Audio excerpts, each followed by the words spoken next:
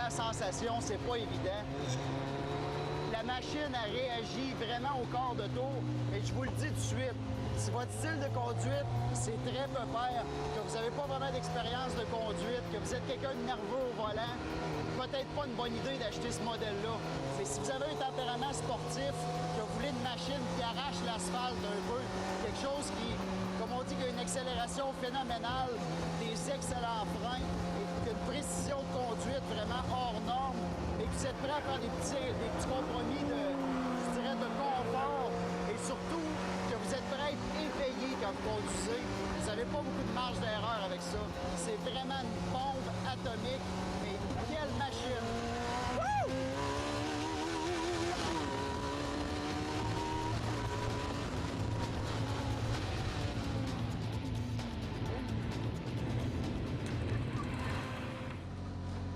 Incroyable, c'est une bête fauve. Vous avez le choix du 14R ou du 14RR avec la grosse mécanique Kawasaki pour avoir vraiment le maximum de la bombe.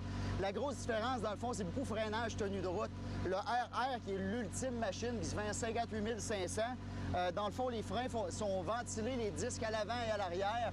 Il y a quand même des gros étriers. On a des lignes de frein qui sont vraiment en stainless, donc pour empêcher l'expansion des conduits de frein. Suspension, beaucoup plus d'ajustements. C'est vraiment une machine qui est faite pour rouler sur la piste. Il va y avoir le modèle Harley vraiment pour la petite balade tranquille. Mais ça, là, c'est dur de se balader tranquille.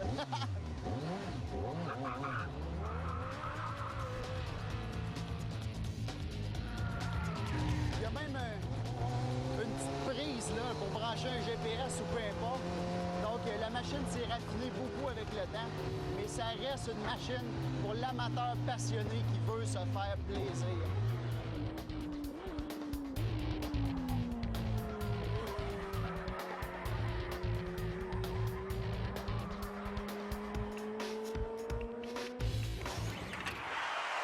Encore une fois, Carl, je me suis dit tout au long de l'émission, mon Dieu, c'est pas facile ce métier-là. À piloter les T-Rex, c'est un peu bonheur, hein? Je suis ému quand tu me parles de même, Richard. C'est vrai que notre job est pas facile, mais le monde s'en rend pas compte. C'est ça, les gens disent, ben oui, toujours les mêmes, tout ça. Job de rêve, job de rêve. Job de rêve.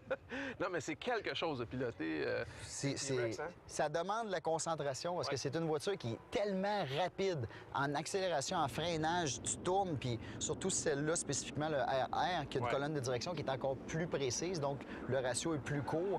Donc, ça réagit au doigt et à l'œil, mais c'est pas le genre de choses que tu peux t'appuyer un bras sur le côté puis jaser. Là. Ça demande vraiment toute ton attention quand tu roules vite, mais ça vaut à peine, ça roule vite. Si on compare là, rapidement ou brièvement les trois modèles, la RR, la R et la V13R. Les deux plus faciles, la R, la RR, dans le fond, c'est la même mécanique, donc même ensemble, moteur, transmission. Ce qui va faire de la RR qui est différente, c'est que c'est une machine qui est un peu plus adaptée à la piste. Alors, c'est tous des petits détails qui fait que l'amateur de piste qui pousse sa machine à 100 va le sentir.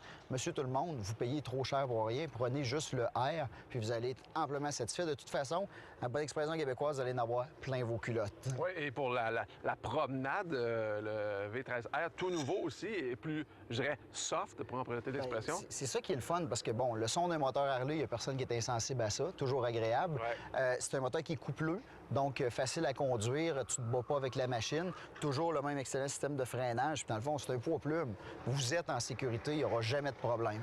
Bien, Carl, la bonne nouvelle là-dedans, c'est qu'en plus, Campagna, la compagnie qui fabrique les T-Rex, nous ont dit qu'on en prenait chacun un, ils nous les donnent. Ah! Alors, félicitations, merci Campagna, c'est très gentil. L'équipe, désolé, hein, on se revoit. Nous autres, on a eu ce qu'on voulait, pas mal, hein? Ouais, où j'irai, moi, là? Salut, merci d'avoir été là, on se retrouve la semaine prochaine.